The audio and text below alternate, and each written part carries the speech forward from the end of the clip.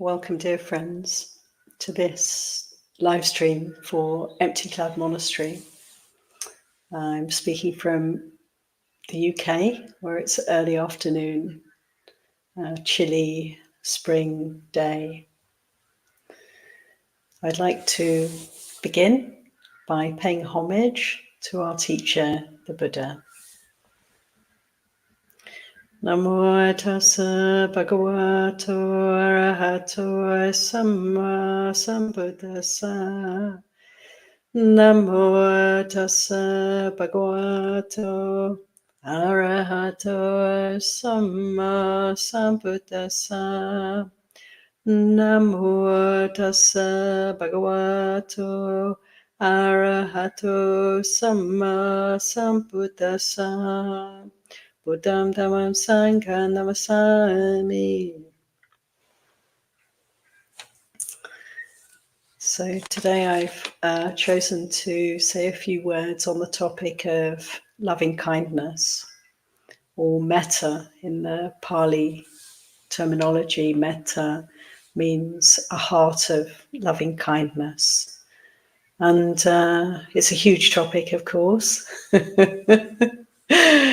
But I'm going to just see where we can go with this. It feels important to speak about this topic and the power of loving kindness in our practice, in our lives, because in many ways it's normal, right, for us to have a heart that is kind, that is compassionate, that's resting in well-being. This is normal. But we can be subject to the defilements of ill will, irritability, animosity, even hatred through inner experiences and through interaction with the world around us. These defilements can come up. And when this happens, when we're caught up in aversion, in ill will, then loving kindness becomes something like an antidote. It's a remedy. It's a skillful, important tool for us. So it's our resting state, one could say, when the mind is free from aversion. But when there is aversion in the mind, it becomes an important practice for us to bring in consciously, to counteract, to soothe, and to enable us to let go of aversion.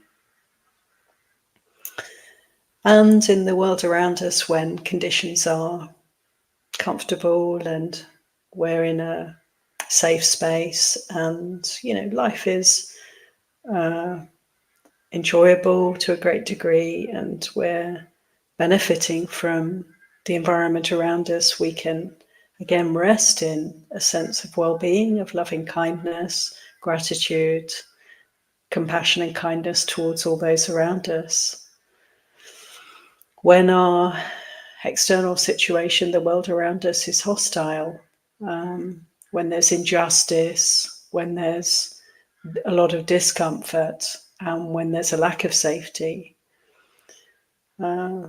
it's not so easy to maintain a sense of inner well-being, of course, and loving kindness may not naturally arise in the mind. And it's at times when there is difficulty, challenge, when those around us are being criticized or hurt in some way, those we love are being threatened, when we ourselves are under threat in some way, or we're being abused in some way, or feeling that we're being insulted or mistreated in some way, then this quality of loving kindness is not naturally present quite often. It really matters how we relate to such challenges, and it's really important for us to remember and to generate, to bring up loving kindness as the wise response, the peaceful response, the resourced response, to challenges of this nature. And sometimes, loving kindness can be radical. It's like a revolutionary response in very difficult circumstances, when we can manifest a heart that is not judging, blaming, hating, seeking revenge, but we can rest in the goodness that's here for us always. This can be quite revolutionary. This can be quite radical. And the Buddha gave, a lot of teachings around how to work with challenges, how to work with hostility, how to work with disputes, division. Because in his day, there was plenty of situations where he needed to guide people, to help them to reconcile, to come out of conflict, to step back from war. Even within the monastic Sangha, there was a time, famously, in Kosambi, in that part of northern India where the Buddha was practicing, teaching so many people, little area called Kosambi, where there were monasteries, and the monastics had some small trifling matter, something to do with toilet water. A small disagreement arose between two monks, and it escalated and magnified and multiplied into this huge dispute between two factions that formed. People took sides, and there were two factions who had a disagreement over this minor etiquette matter of how to look after the water in the toilet. And it got to the extent that actually the Buddha was present at this time and in this place, and he tried to intervene and, asking, sort of trying to guide the monks to let go of ill will, let go of this trivial dispute that had arisen. And the Buddha himself was dismissed. And it's very interesting symbolically, a situation of fiery dispute, where people are obsessed really with this disagreement and caught up in division, views and opinions, that even the Buddha, even the presence of the awakened one, cannot penetrate, cannot influence people when they're so on fire. And these are monastics. We're talking about good people. Good people can get caught up. We could almost even say we're all good people.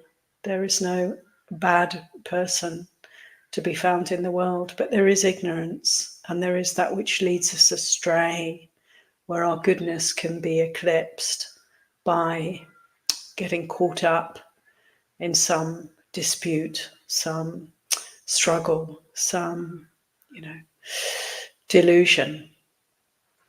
And so there in Kosambi, the Buddha realized that there's no space here for the Dhamma. There's no opportunity for awakening here. And the Buddha himself turned around and left them to it. He found himself with a small community shortly after leaving Kosambi. He went to visit Anuruddha, his cousin, and he was practicing in a place called the Gosinga Wood. Anuruddha was practicing with Nandiya in Kimbala. Many of you will know this story in the Gosinga Sutta. I think it's Majjhima 31. These three monks were practicing together and had been for some time, and they were blending together, we're told, like milk and water, harmonious, peaceful. They maintained an attitude of gratefulness and appreciation towards one another, we're told. This is a manifestation, is it not, of loving kindness, of metta. To have gratitude and appreciation for one another, how helpful. To respect one another. And Anuruddha also told the Buddha how it was that they could live harmoniously together. He said, we don't hold on to our opinions or ways of living, our views about how we do things. So much the opposite of the Kasambian disputing monks. Rather than holding on to our ways of doing things, we look at the other and see how they do things, how they like to conduct themselves, how they like to organize the space, how they like to behave, and we follow that. The assumption, of course, is that these are monastics who are living skillfully, and so how safe, how wise to let go of one's own wishes and desires and to harmonize with the other. And so in this way, peace can reign. And this may sound very idealistic, but we can certainly note that when conditions are wholesome and good around us, we still have opportunities to develop further. Rather than resting back and feeling comfortable, we can find ways to examine, is there something I'm asserting here? Is there something I'm holding on to? Is there some habit that I have that I'm not willing to let go of? Maybe I can remember these 3 monks living so harmoniously together who were able to do so in a sustained way because of a willingness to let go of their views and habits. As well as the disputing Kosambi, there was another period during the Buddha's lifetime when a very similar group of spiritual practitioners, the Jains, were like a neighboring spiritual group in that part of India in that time. And their leader, Mahavira, passed away. And at the point when he passed away, the Jain community fell into difficulty in one particular part of the world called Samagama.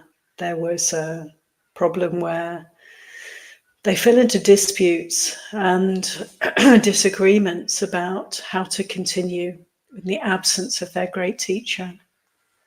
This is something that we can appreciate as a danger for spiritual communities. When the center of the community, the great teacher, passes, it's often a time of stress and kind of reorganization. And if there's been good practice and the teachings are strong, well understood, then communities can sail through this difficult time. When the Buddha passed away himself, didn't he say, let the Dhammavinaya be your teacher now.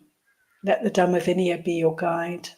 So he didn't pass the baton, as it were, to another person to be the leader of the community, of the Sangha. Rather, he invited every single member of the group to bring up their understanding of the practice, the Vinaya, the way of practice for the monastics, and the Dhamma, the truth, the teachings of the Buddha. And so it was that, this was the guide for those bhikkhus and bhikkhunis who remained. And they managed to continue peacefully and harmoniously, as far as we can gather. But for this particular community of Jains in this place called Samagama, when their teacher passed away, it was problematic for them. They were falling out with each other. There was big disputes going on. Both at Kosambi and here at Samagama, the Buddha gave a teaching in relation to this time of conflict. He spoke about the 6 memorable qualities. These 6 memorable qualities are the qualities that perhaps really matter when we look at our history.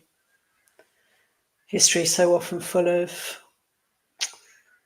stories about power, worldly power, isn't it? And war and oppression and colonization and genocide. Our history is full of these stories of pain and suffering, hatred and ill will and harm. And it's actually quite depressing when we look at it in this light. But I would say that such histories, such stories are not the most significant history, not the most significant story. What's truly memorable are perhaps the more beautiful and inspiring and uplifting stories from the past.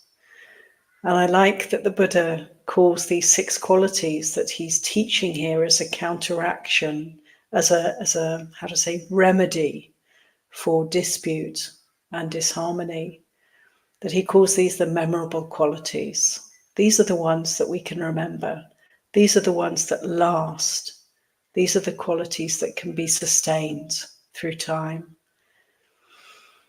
When we consider unwholesome qualities, their tendency is to fade out. Empires arise and empires fall.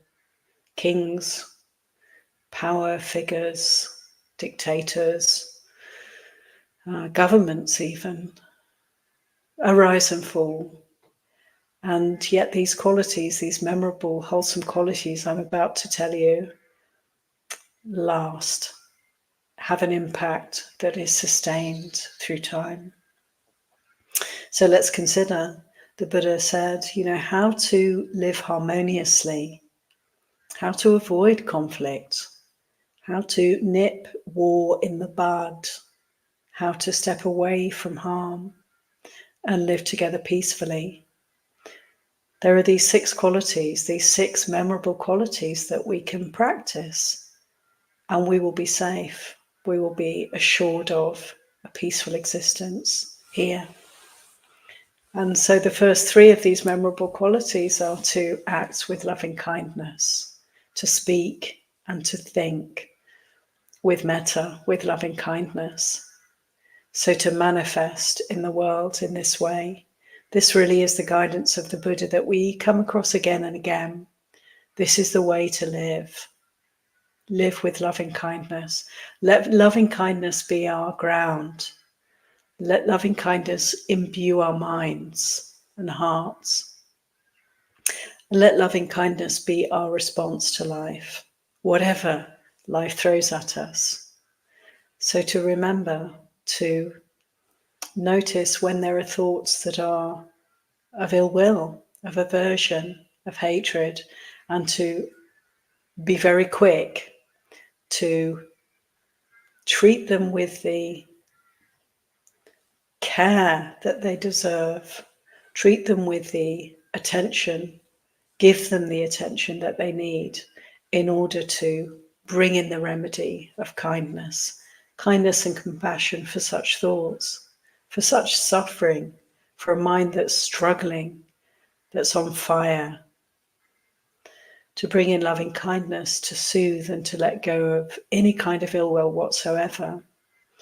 So to relate to life with a mind of kindness, of loving kindness, to therefore, as a result of this, to speak only words imbued with loving kindness, and to act, to choose how we act, to only act out of kindness, with metta as our kind of the beginning of our action, the intention behind our action needs to be an intention of kindness. So these 3 aspects of how we manifest in the world, through action, speech and thought, for each of these to be imbued with, to be generating loving kindness.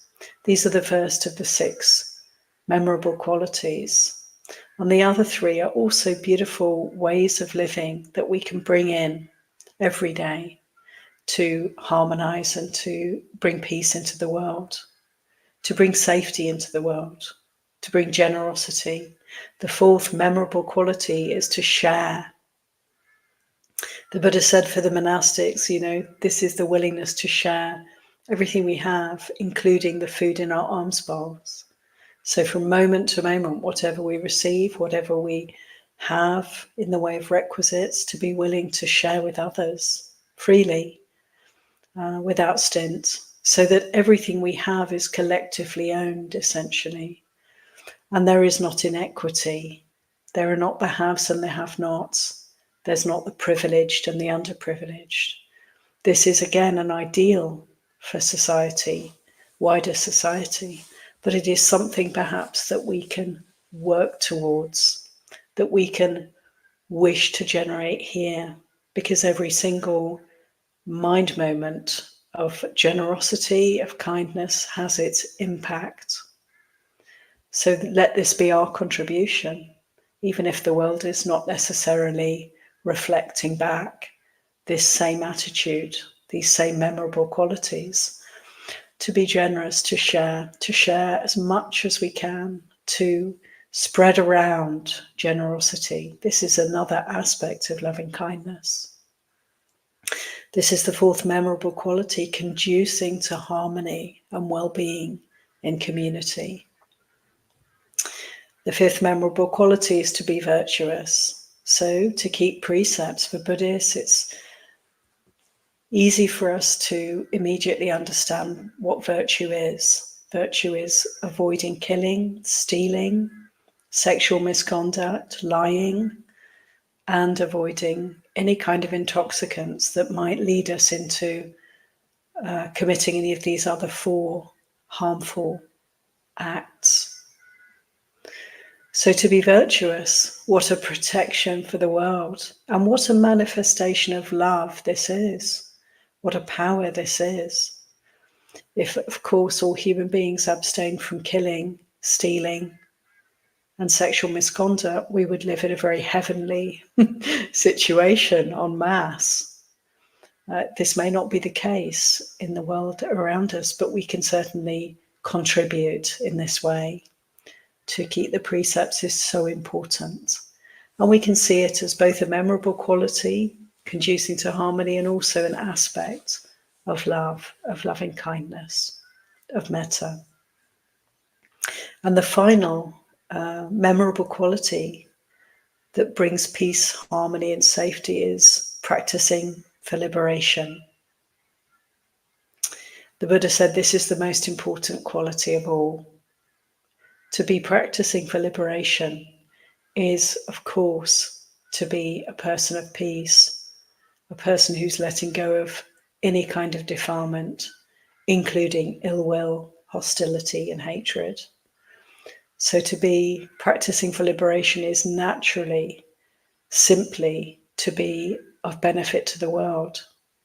Even as we're on the path, we may not have reached the end goal. We may not be free from ill will. It may arise from time to time, but we know how we want to relate to it. And there's this attitude of letting go and of bringing in the remedy of loving kindness. So this is the most important, memorable quality that we can cultivate and grow for ourselves, to keep practicing for liberation. So it was through, difficulties, disputes, where people were railing against one another, arguing and fighting with one another. It was through such situations in Kosambi and Samagama and elsewhere that the Buddha was then able to give these wonderful teachings to really encourage us. There may not be easeful conditions. There may be a lot of conflict around us. There may be a lot of conflict within us, but we have this guidance to live like the three harmonious monks, in the Gosinga wood, to live like these three who blended together like milk and water, who always saw one another with a kindly eye. Their gaze was a gaze of kindness. We can do this. We can apply this to our own lives. And in the situation where there's schism, where there's some kind of, encouragement to take a side, where there's a dispute around us or beyond in the world around us, we hear in the news about horrific, terrible conflicts that are playing out in the world, disputes that have arisen and that have just become more and more magnified, so that there's really no harm that's not being done. There's no limit to the awful cruelty that we can read about. When we are confronted by these situations in the world around us, then we can remember, let's relate to this ourselves, at least, with a heart of loving kindness, friends. Let's remember the 6 memorable qualities. Let our actions, our speech, and our thoughts be loving. And where they're not, let's notice that. The beautiful thing about loving kindness is that it's like a lens. If we bring in kindness, bring in metta, it's like a lens that shines on any trace of ill will that may be present. It illuminates, it holds up, it bears any negativity, any ill will that's present will be apparent to us through the act of consciously bringing in kindness. So it throws into stark relief anything that's not kind in the heart, and then we can work with that. Then we can investigate that and come to understand that. And through understanding, we can let go of ill will here. This is really important. And also the other memorable qualities can be applied to our experience of the world around us and within us. Be generous, share, to not treat others as different from ourselves, to recognize that we all have the same sources of happiness, we all have the same needs, we all have the same requirement, really right to live peacefully, to be free from harm. And we want to give that to one another as much as we want that for ourselves. We want to share resources. We want to be generous. So this other memorable quality we can bring in again and again. Find ways to give, find ways to serve, find ways to share. And also to remember virtue. So we may feel sometimes really triggered by hearing some news of some hideous, heinous crimes being committed, some real acts of wrongdoing, some flagrant disregard of our human dignity, and we can feel angry, we can feel triggered, we can feel like we have to do something must be done, and that's natural to feel that way. But it's so important then for us to remember the precepts. Let me do no harm. Where there is harm, let me not in any way participate in that. Let me find the peaceful and harmless way to relate. Again and again, we can find ourselves triggered by what we hear and see, or by what's happening within us. And to notice that is to follow the 6th memorable quality, which is to practice for liberation. Always to give our priority to rooting out any defilements, any harmful thoughts, any hatred in this heart, in this mind. That's our absolute priority.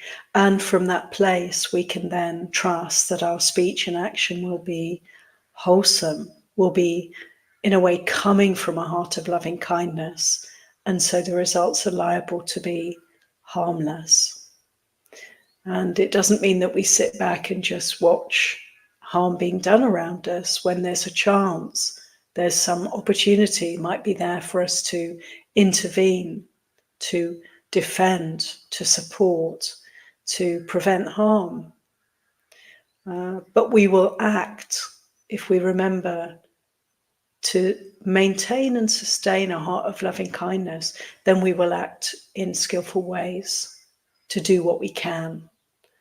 And we'll know, we'll be guided. It's like the karma, it's like the action will manifest what's in the heart. If there's loving kindness in the heart, if we've made peace here, then our action will flow from that place, and it will be suitable, and it will be helpful, and it will be peaceful. So this quality of loving kindness, this beautiful quality the Buddha described in so many places in the suttas. How is it to practice loving kindness actually? What is it like? What are we doing? This quality of loving kindness is this true love, this powerful love that is not dependent on conditions, that is not partial to this or to that, that's not discriminating. It's a radiance, it's a all-directional, multi-directional energy that we can radiate forth. It's unconditional, it's immeasurable. And, this is the dwelling place of the gods, the divine abiding. Brahma dwells in perpetual love. A Buddha, a fully liberated person, an arahant, has a heart that is perpetually expressing and manifesting loving kindness, also compassion, also joy, also peace, peacefulness, equanimity. So this is a dwelling place of the liberated ones, of the gods. And this might sound very sort of high and, speaking about immeasurable, unconditioned love, but we can actually cultivate this quality for sure. And indeed, it's one of the ways of meditating.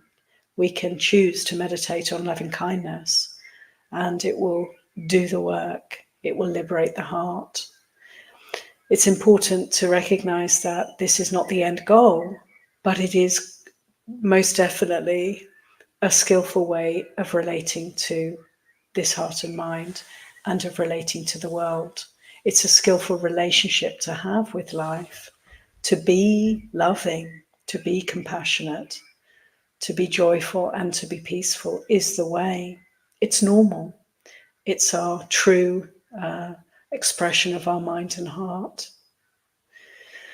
And so it's not high, it's not inaccessible to us, but it is something that we want to cultivate, we want to nurture, we want to remember, we want to generate. And particularly when there's ill will in the heart, when there's hatred in the heart or irritability, then it is the remedy for such states and something to remember. Now, we may feel when I'm angry, when I'm hateful, I have no love in my heart.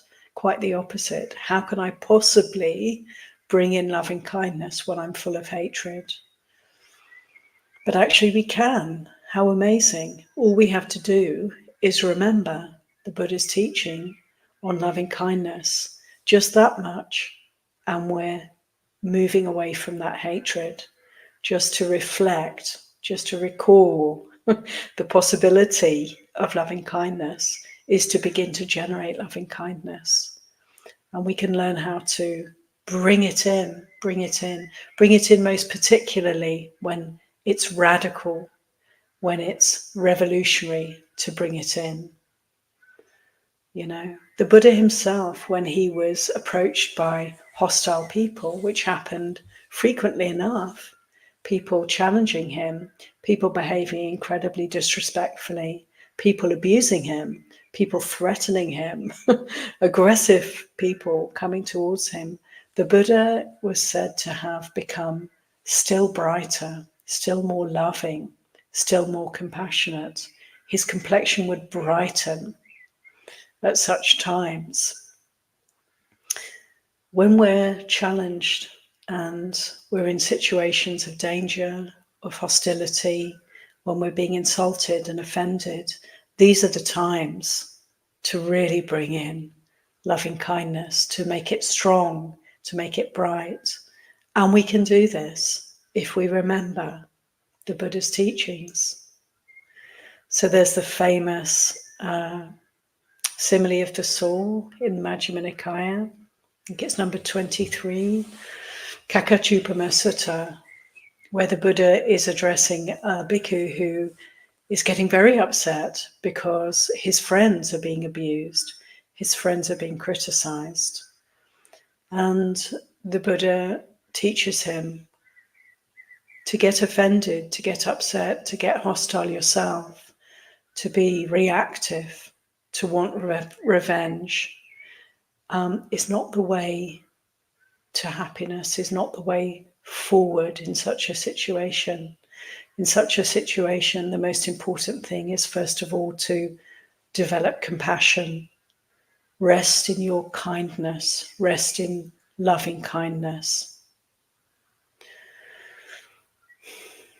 So even when those we love are being threatened, even when we ourselves are being threatened in some way, being hurt or harmed in some way, the Buddha is telling us that our first response is to come here and generate loving kindness, generate compassion. Generate compassion for who? Generate compassion for ourselves, generate compassion for those we love, but also the nature of these qualities, love and compassion, are for all. So it's a generating of kindness and compassion, both for ourselves, those we love who may be being harmed, and also for the aggressor, also for the perceived enemy, the source of danger.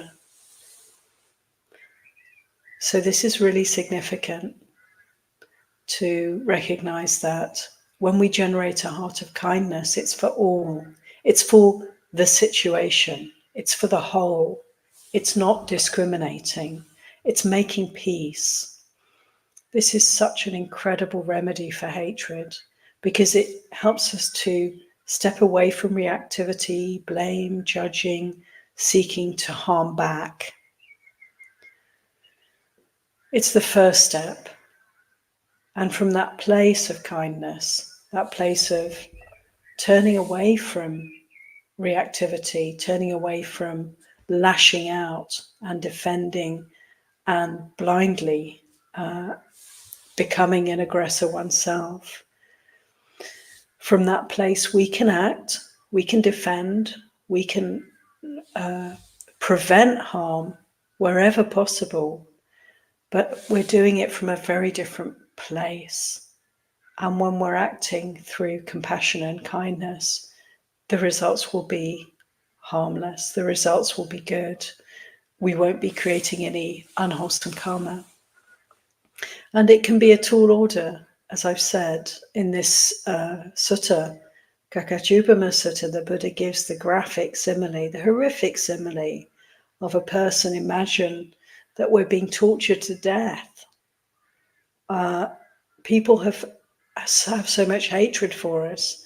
They have so much ill will. There's so much cruelty that we're being tortured to death, and there's absolutely nothing we can do about it. Imagine that as a sort of worst case scenario, or perhaps worst case would be someone close to us being tortured to death. But either way, terrible harm is happening right here and now for us. And the Buddha said, even in such a situation where you're being tortured to death,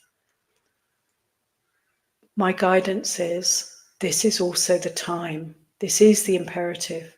Bring in loving kindness. Let the heart rest in kindness and compassion. So when we're in dire straits, let's remember this is the call, we can do this. Just remember kindness and compassion, these divine abidings, and we're allowing the heart to rest peacefully, to find some solace in the midst of suffering, to, rather than focusing on suffering, to focus on the potential that we have to radically transform our suffering. to revolutionize that suffering.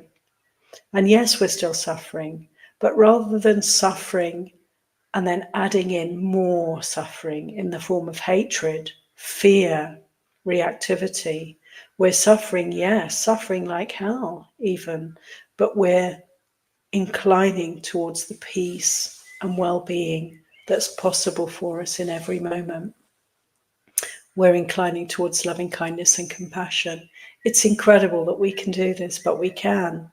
We can look at the example of Jesus Christ on the cross, being crucified, who manifested this very practice, the ability to rise up and bless all those around us, even in the midst of our deathly suffering. This can be done. And there's power in this. This is powerful. This is, it's really transformative. It's the ability to turn around the darkest, most desperate karma, the most difficult situations, and bring in light. And we can do this.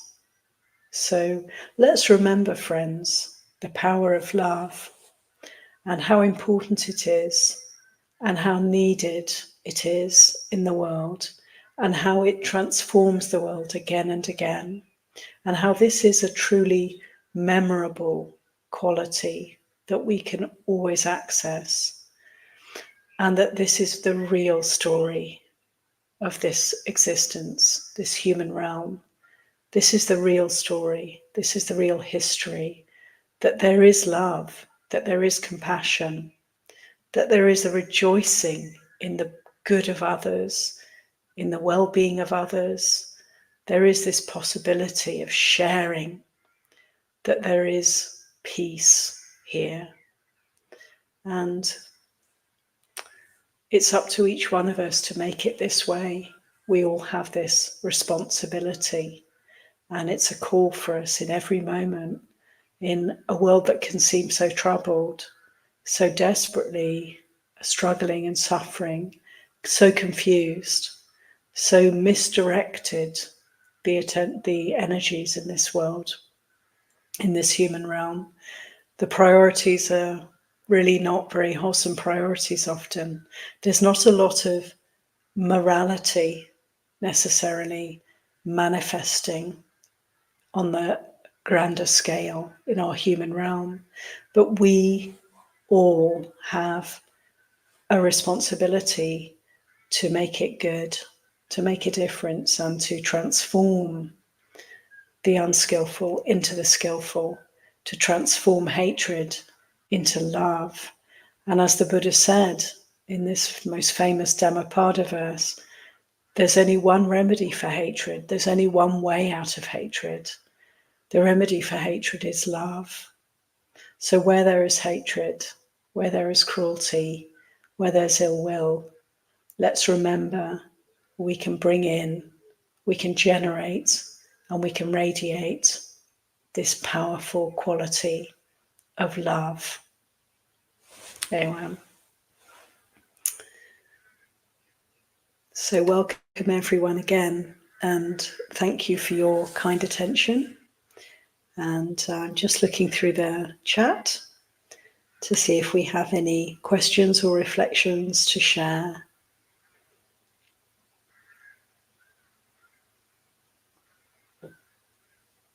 Good morning, everyone. It's lovely to see all your names, to feel your presence.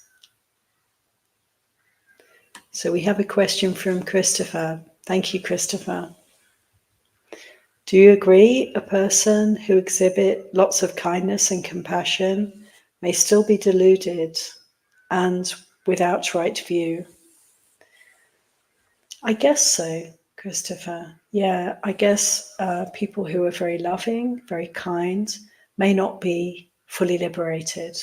Probably most people who we come across in day-to-day life who are kind and loving may still be still experiencing some challenges. some difficulties around aversion, around ill will, around desire, confusion, delusion. They may not have right view. What is right view? It's this understanding that the cause of suffering is to be found here, and it's wanting things to be different from the way they are. And that generates this kind of ignorance, this kind of argument with the reality, generates desire, generates aversion.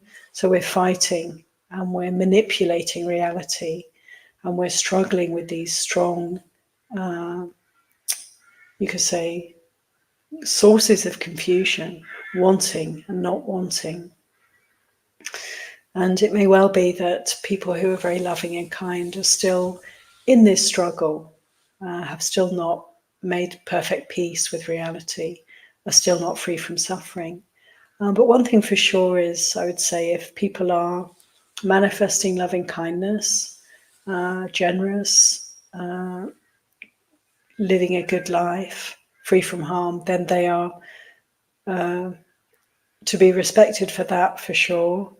They're noble people, and they're people who are very well suited, very likely, very, how to say, supported by their loving nature to make spiritual progress in this lifetime. And, right view is not a prerogative of Buddhists, for sure. Right view is this understanding of the ways in which we suffer, the responsibility we have to find our way out of suffering, and the potential to practice virtue, to practice mental development, and to grow in wisdom, to free our hearts from suffering. And so we find such people who are practicing a spiritual path in all different traditions.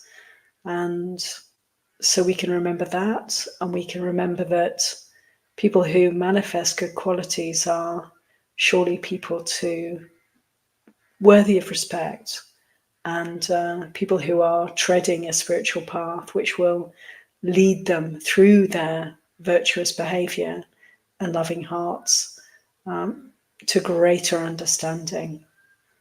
May it be so. It's not always the case necessarily. Sometimes people have good moments and they have not so good moments.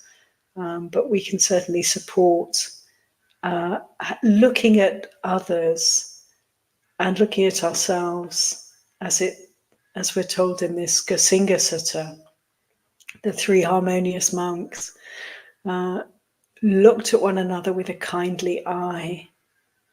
And I think this is really something we can do for one another, and we can also appreciate and have gratitude for one another. And through this sort of attitude, so when someone's loving and kind, we can be so delighted with that and supportive of that and grateful for that. And this encourages more of the same. And when those around us behave in ways that are harmful, we can feel the discomfort of that. We can make peace with the discomfort here in our own hearts and minds, and we can have an attitude of kindness towards them. But also, as part of that attitude of kindness, the willingness to encourage them to step away from harm and to recognize them, even if they don't feel for themselves in the moment, to recognize the suffering that harm creates for them as well as for others. We can respond to others with, yes, kindness always, but also out of kindness we can respond as well with encouragement toward goodness, and gentle discouragement away from harmfulness. I say gentle discouragement if people are behaving in very harmful ways. Sometimes our loving kindness, our compassion will manifest in such a way that we are stopping them in their tracks and speaking firmly, speaking strongly, manifesting as a force against what they're doing. This is also sometimes the most compassionate approach. But when it comes to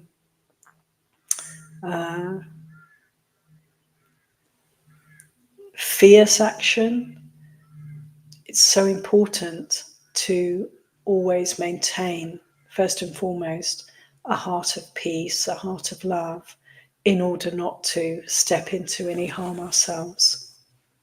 So this is a bit of a riff on your question, Christopher. I hope I answered it in the first couple of sentences. Come back to me if there's anything further you'd like to ask on this topic.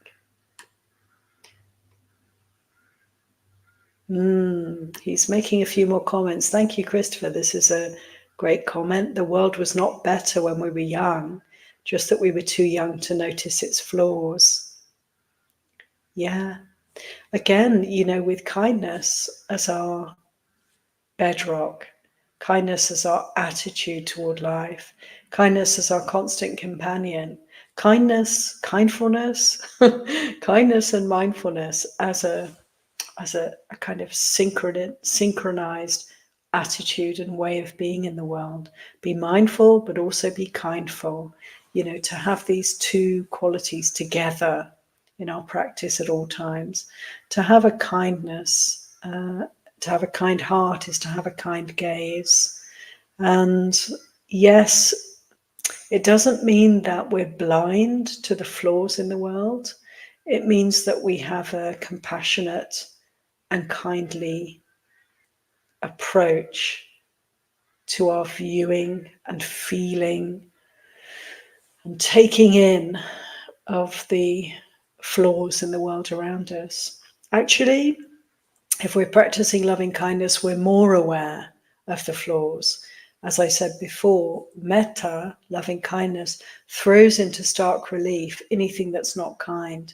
Any aversion, hatred, ill will, or cruelty, they're very apparent to a heart of loving kindness.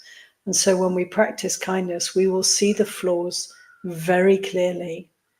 We will look around us and see the darkness much more. It's much more apparent to a kind gaze, because we're not reacting, because we're not getting caught up. We can look very broadly, very widely, and see very well what's going on around us. So this attitude of kindness and compassion also give us a clear vision, a clear view, and how helpful this is. Yes, when we're young, we learn slowly, don't we, about the situation that we're finding ourselves in. We all have the gestation period of growing into awareness. First, we have to grow into awareness, and then we can apply that awareness to finding our way out of this predicament, finding our way out of suffering. So again, a bit of a riff on your comment, Christopher. Thank you for it.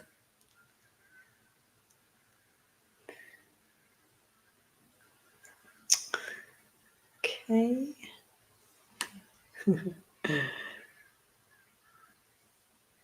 Okay, I have a comment here from Rebecca. Thank you, Rebecca. I've noticed that the more I accept the truth of dukkha in myself and stop thinking there's something wrong and it shouldn't be here, the easier it is to feel metta for others. Yeah, that's right. Isn't it so, friends?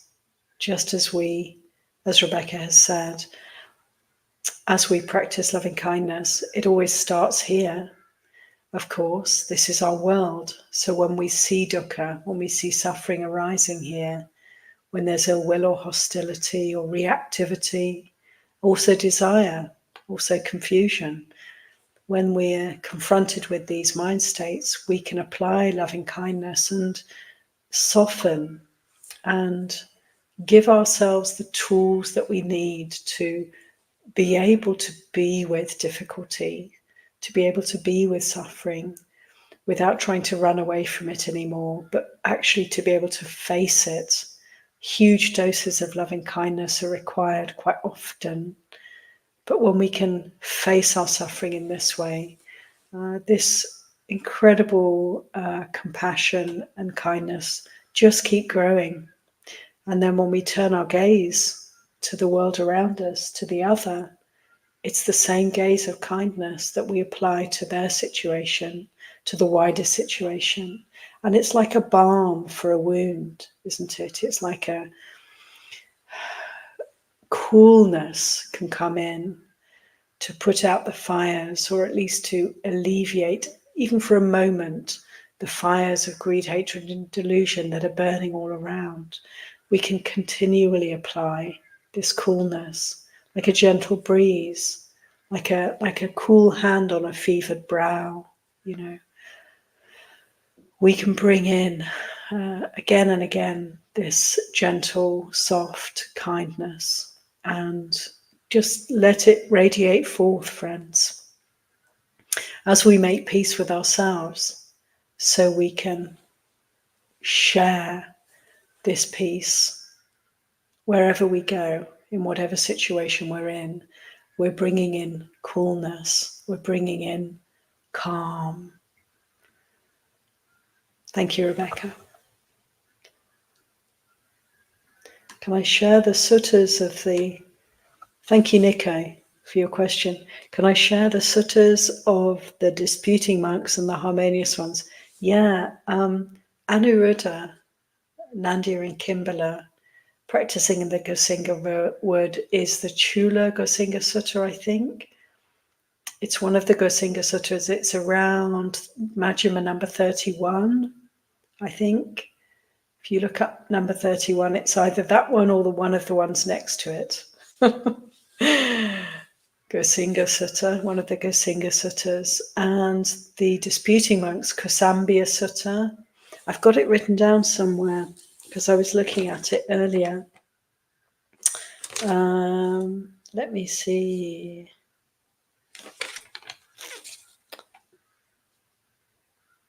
Yeah, Kosambia Sutta, the sutta about the disputing monks, where the Buddha simply had to leave.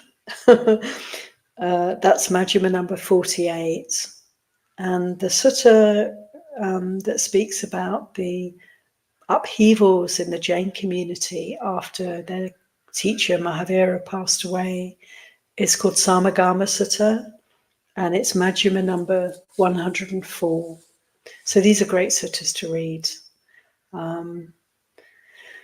There are many stories in the lifetime of the Buddha where he was trying to support peace and harmony in times of dispute.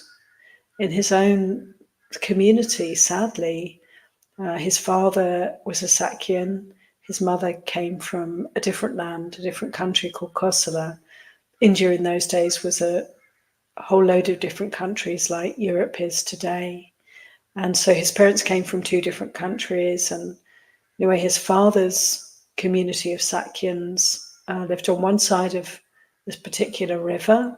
I can't remember the name of the river, but there's a river on their border, and the neighboring country was the Kosala country where his mother came from. And they started to fight about the water resources. Who was going to have the water from this river, how to divide it, how to both benefit from this resource. They got into a dispute about it. They were descending into war. And the Buddha came to this place, to this river at this time, and he attempted to encourage a calming down and a sharing and a kinder way of dealing with this issue, and to no avail. The war broke out, and his mother's people were killing his father's people, and vice versa. Great cruelty, terrible crimes were committed, and in the end, the Sakyans were driven out of their land. And so this was in the Buddha's own lifetime, his own people. And the Buddha, the awakened one himself, couldn't stop. So there is one could say, a great teaching here for us to consider, is that we can't change the world completely, We can't make everything okay, but we can certainly practice for liberation ourselves and make no mistake, it's so, so important for us, ourselves, this heart and mind, this world that we're experiencing, for us to keep generating kindness here, make peace here, don't promote any kind of disharmony or any kind of harmful actions for any reason whatsoever. Let this practice, let this being here be free from dispute, be free from war, be promoting harmony at every opportunity, be constantly generating loving kindness and compassion. This much we can do. This is a lot. This is powerful. Thank you, Nico. And I hope you'll all have a look at these wonderful suttas. Okay, we're out of time, so I'm just going to quickly zip through. So yeah, there's loads of questions and comments. I'll see what I can do in very short time to be able to meet these questions. Let's see. Thank you, Carl. May I ask what the word is you say at the end of your talk? It sounds like awan. It's awan, thus. It's like amen. It's like this much. This is a reflection always of the Buddha's teachings. These are the Buddha's teachings that I'm sharing and celebrating. Ewam. And Kit says, how to deal with people feeling judged by your lack of approval for their actions. And I think there might be a bit more to this. People feeling judged by your lack of approval for their actions.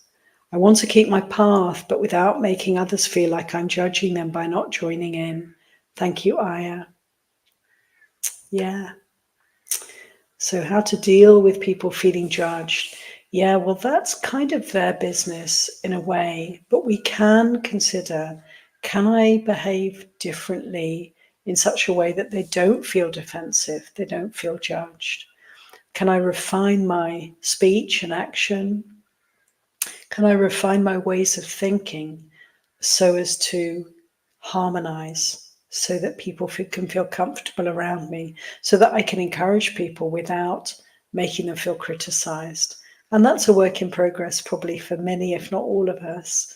I'm sure you're not alone in this, Kit, but just to keep refining, finding ways, experiment carefully, cultivate the skill in relating to others so that they can feel very loved and appreciated by you. This is the opening then that we have to support others in their practice, in their lives, only when they feel loved and appreciated by us. Thank you, Kit. And okay, I'm gonna see, there's a question here from Vanessa. When we begin to notice so much darkness in the world while developing metta, how can we not fall into cynicism about the world and suffering of sentient beings? Yeah, thank you, Vanessa. Cynicism is a flaw. It's a manifestation of unskillful thinking. Never give up is, the right kind of attitude, I would say. Not to assume that bad things will always happen or that people will always behave badly. So cynicism is something to let go of, but it's something we can recognize and learn from, right? So when I'm feeling cynical, I'm feeling a bit defeated, I'm feeling a bit like, this is a hopeless situation, or these people are irrevocably flawed, there's nothing that can be done, they're beyond salvation. And so this kind of cynicism is like an aspect of suffering that can manifest for us sometimes when we're weary, when we're feeling overwhelmed by the painful things that may be happening around us, for instance, or by our own flaws and difficulties. We may feel, I'm a hopeless case, I can't possibly, I'm just doomed to failure. So when we have this weariness, that cynicism is, this kind of turning away from because we're overwhelmed by suffering, one can bring in, of course, kindness for that, compassion for that, noticing the cynical mind. Let's see.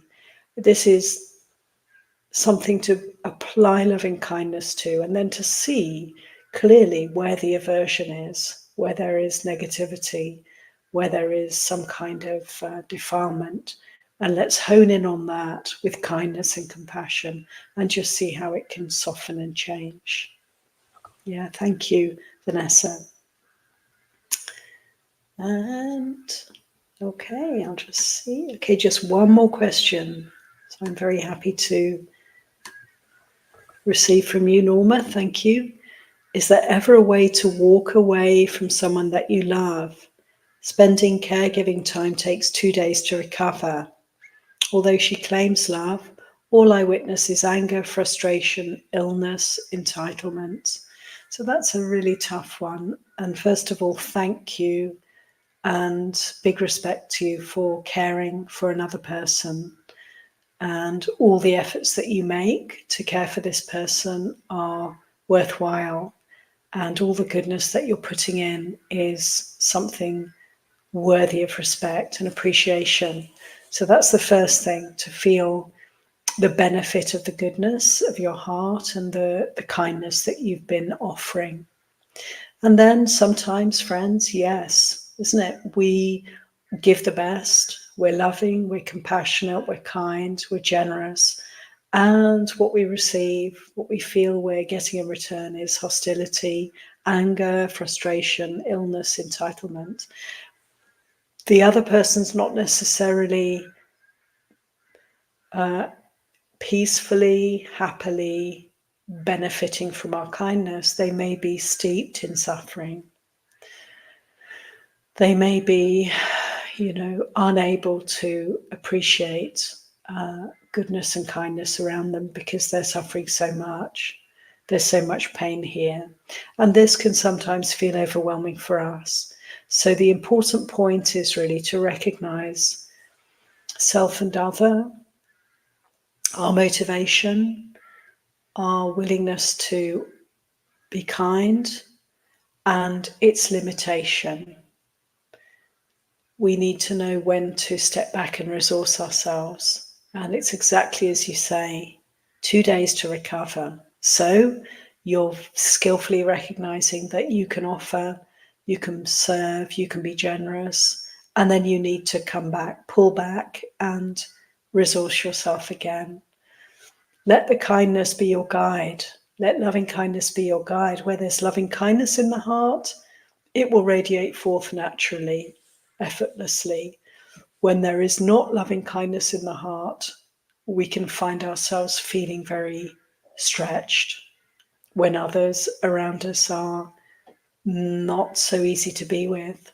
So this is a time to recognize there's not loving kindness in the heart and come home to oneself again and remember to generate, to develop further our kindness. And the kindness always starts with us, with this one. It has to.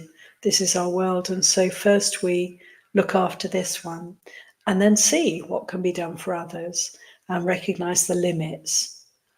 We're not superhuman. We're not arahants. We're not perpetually dwelling necessarily in loving kindness. So we want to be really conscious of what resources we have and how much we can lovingly, compassionately give energy out, and how much we need to relax and come home and be with ourselves and allow ourselves to rest and, regenerate.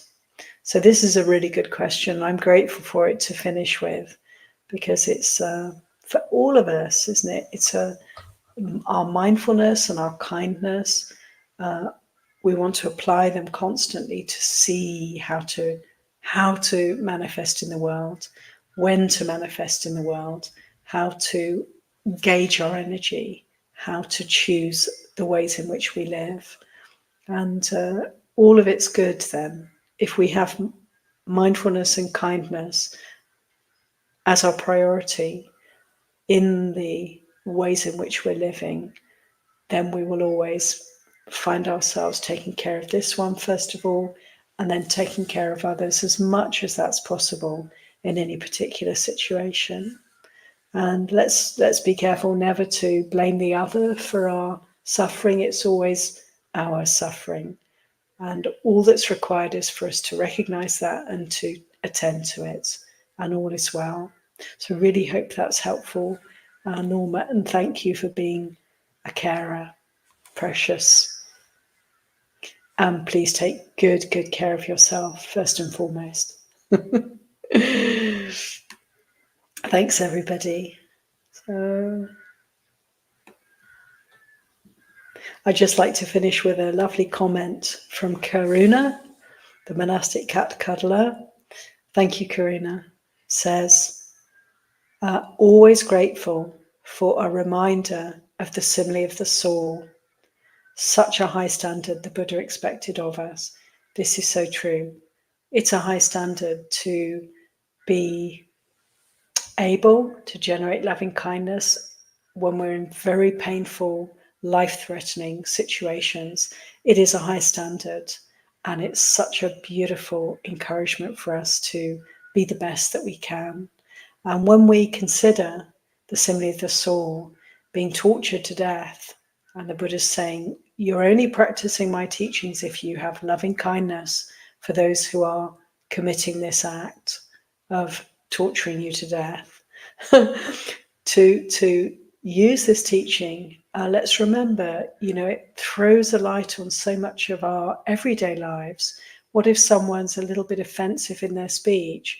What if we're not getting what we want? What if there's some meanness or some offensive behavior towards us? What if someone's actually aggressive towards us? When we consider the simile of the soul, we can really feel, well, yes, I in this situation, I can surely generate kindness and compassion and rest in that place and operate from that mind of kindness. Surely I can do that in this situation. So thank you, friends, so much for your kind attention. And I'd like to finish with 3 sadhus for these beautiful teachings from the Buddha on loving kindness. Sadhu, sadhu, sadhu, anumodami.